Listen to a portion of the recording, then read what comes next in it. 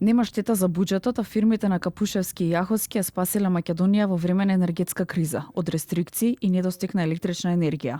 Ова е заклучокот до кој по една година обвинителството за гонење организиран криминал и корупција дошла. За истрагата биле потрошени околу 50.000 евра. Обвинителката Катерина Коларевич на брифинг со новинарите кажа дека сега завршила со доказите и од околу 200 не се издвоил доказ од кој би се очекувало осудителна пресуда.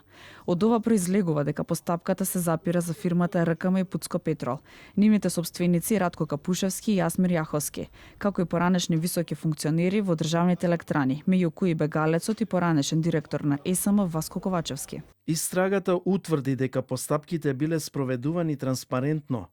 ЕСМ имало за цел да ги вклучи сите оператори што имале лиценци за трговија со мазут во интерес на побрзо испорачување на мазутот.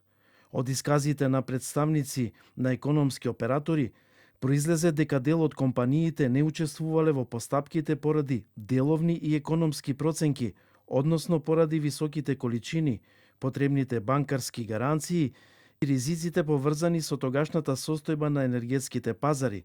Согласно доказите, во критичниот период не постоеле рестрикции во снабдувањето со електрична енергија, а производството во ТЕЦ Неготино овозможило обезбедување електрична енергија по значително пониски цени од цените на слободниот пазар. Според обвинителството за гонење организиран криминал и корупција, се било легално.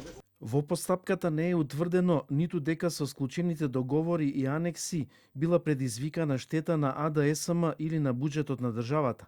Напротив, од доказите произлезе дека измените на годишниот план за јавни набавки и исклучувањето на анексите се спроведени со одлука на надлежните органи на АДСМ, со одлуки на управен одбор, а потврдени со одлуки на надзорниот одбор на ЕСМ, со цел обезбедување доволни количини мазут за непречено функционирање на ТЕЦ Неготино.